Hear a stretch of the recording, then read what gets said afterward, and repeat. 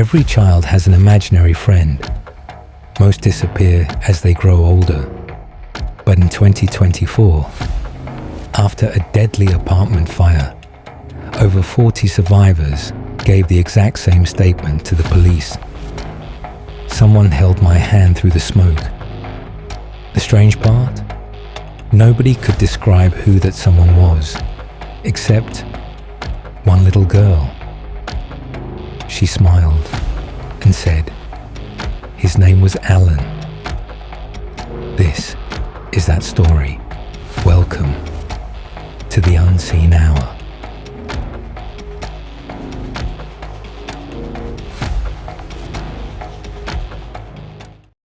The Al Hassan family lived on the 22nd floor of Skyline Heights, one of the tallest residential buildings in the city. It was a peaceful place. Families, children, working professionals. Nothing unusual ever happened there. Their 10-year-old daughter, Maya, had one unusual hobby. She loved horror stories, ghosts, haunted houses, cursed forests. Every night before sleeping, she curled up in the corner of her room with a flashlight and a book. Her parents often laughed. One day those stories will scare you. Maya always smiled. They're only stories. One rainy night, while reading a haunted castle story, she suddenly stopped. It felt as if someone had quietly sat beside her. She looked to her right. The chair was empty. She shrugged and continued reading.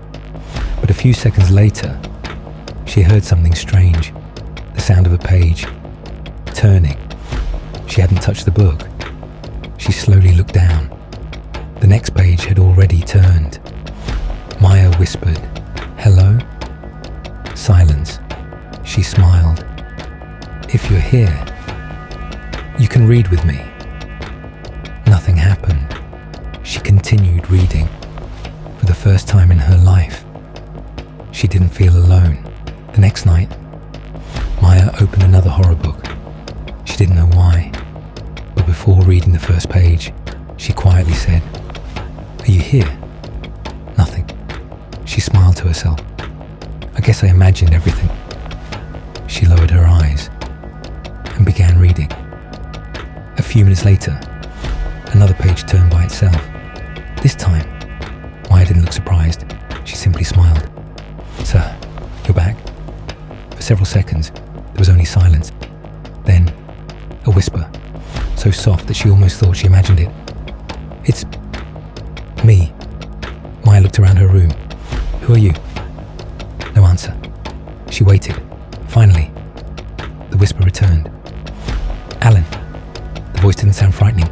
It sounded lonely. Maya laughed softly. "Well, hello, Alan. You like horror stories too?" A few seconds passed. Then, very much. That became their routine. Every night at exactly 9 o'clock, Maya opened a different horror book. She read aloud. Alan listened. Sometimes, he quietly turned the pages. Sometimes, he corrected a word when Maya mispronounced it. Sometimes, he laughed before she reached the funny part of the story. It felt as though someone was reading beside her, not behind her, not watching her, beside her. Days turned into weeks. Alan never asked for anything. He never left Maya's room. He never told her who he really was. And strangely, Maya never asked. To her, he was simply her best friend. One evening, her mother stopped outside the bedroom door. She heard Maya laughing, then answering questions, as though another child was inside the room. She quietly called her husband. Both of them listened. Maya was clearly talking to someone. Her father slowly opened the door. The room was empty. Only Maya sat on the bed. Her book lay open. "Maya?" her mother asked gently. "Who are you talking to?" Maya smiled. "My friend." Her parents looked around. "There isn't anyone here." Maya frowned. "There is." She pointed toward the chair beside the window. Alan is sitting there. The chair was empty. Her parents exchanged worried glances. That night, they searched her room, under the bed, inside the wardrobe, behind the curtains. Nothing. The next morning, they decided something was wrong. Maybe their daughter had created an imaginary friend. But as they walked out of her room, neither of them noticed the horror book on Maya's desk slowly closing by itself. As the last page shut, a whisper floated through the silent room. So quiet, only Maya heard it. "Don't tell them about me." Maya nodded. "I promise." The following week, Maya's parents took her to a child psychologist. After 2 long sessions, the doctor smiled reassuringly. "She's perfectly healthy.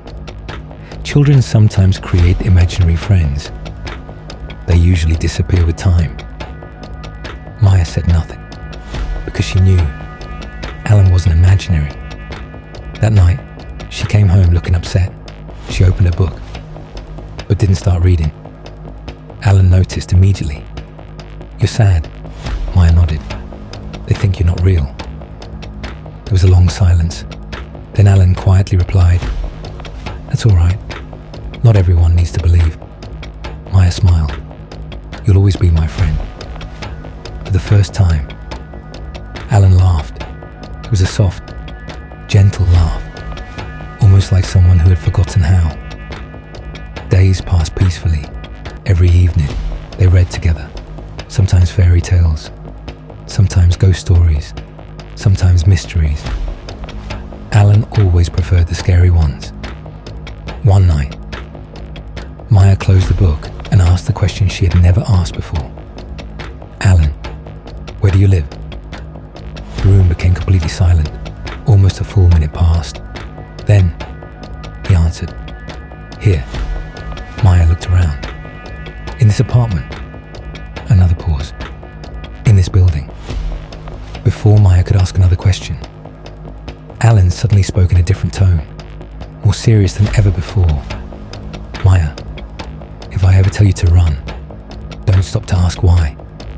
She blinked. "Why?" No answer, only silence. It was the first time Alan had refused to explain something.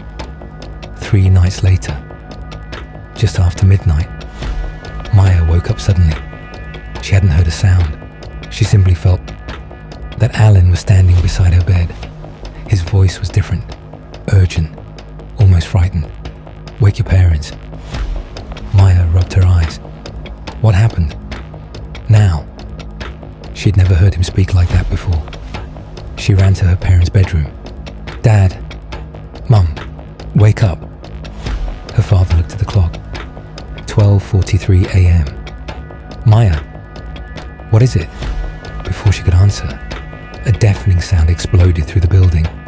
The fire alarm. Red emergency lights flashed across the hallway. People screamed outside. Then, the electricity went out. Darkness swallowed the entire 22nd floor. Smoke began pouring beneath the apartment door. Maya stood frozen. Then, through the darkness, she heard the one voice she trusted most. "Take my hand." Maya stretched out her hand. She felt warm fingers gently holding hers, but there was no one there. "Follow me." Alan's voice was calm. Smoke had already filled the apartment. Her parents were coughing violently. Her father could barely stand. Maya held her mother's hand. Her mother held her father's arm. And Alan led them forward. They couldn't see the hallway. They couldn't even see each other anymore. The smoke had become too thick. All they could do was follow the invisible hand pulling Maya forward. Around them, people were screaming. Children were crying. Some residents had become trapped. Others couldn't even find the emergency stairs. Alan suddenly stopped. "Maya, tell your father. Turn left." She shouted the words. Her father obeyed immediately. A second later, a section of the ceiling crashed onto the corridor they had almost entered. If they had taken one more step, they would have died. Alan kept leading them, floor after floor, down, through the darkness. Finally, cold night air touched Maya's face. They had reached outside. The three of them collapsed onto the pavement. Paramedics rushed toward them. None of them remembered leaving the building. They only remembered following someone. Around them, dozens of survivors were saying the same thing. I couldn't see, but someone guided me. I thought a firefighter was helping us. I never saw his face. Another woman cried. Someone carried my son through the smoke. But when I looked back, there was nobody there. The firefighters exchanged confused looks. None of their rescue teams had reached those floors yet. It was impossible. As ambulances filled the street, Maya quietly stood up. She looked toward the burning building. Alan, people are still inside. For the first time, her parents heard her speaking to someone they couldn't see. Maya smiled through her tears. Please, help him too. She stood silently, as though listening. Then she whispered, I know, and smiled. Hours later, the fire was finally extinguished. The official report shocked everyone. Not a single resident had died. More than 200 people escaped safely. Many of them insisted someone had guided them through the smoke. Yet, security cameras showed no such person. A week later, life slowly returned to normal. One evening, Maya picked up her favorite horror book. She smiled. Alan, I'm back. Silence, she waited. No page turned, no whisper came. For the first time, she was alone. She slowly opened the last page of the book.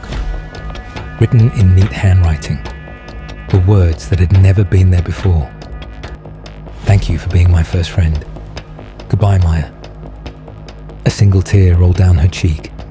She blinked. The writing slowly faded until the page became completely blank. Alan was gone. Years later, Skyline Heights was rebuilt. New families moved in. Children laughed in its hallways once again. Sometimes, new residents would ask the old caretaker, "Is it true this building caught fire years ago?" The old man would smile. Yes. They say an invisible hero saved everyone. People laughed. They never believed him.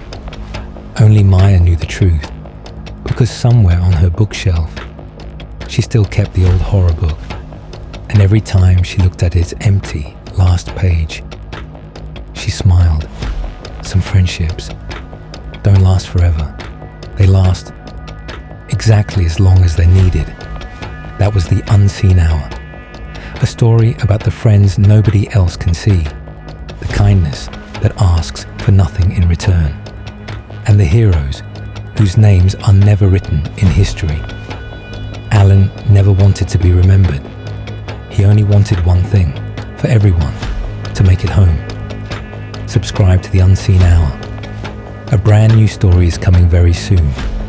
And remember, not every invisible presence is something to fear. Sometimes, the one you cannot see is the one protecting you. Good night.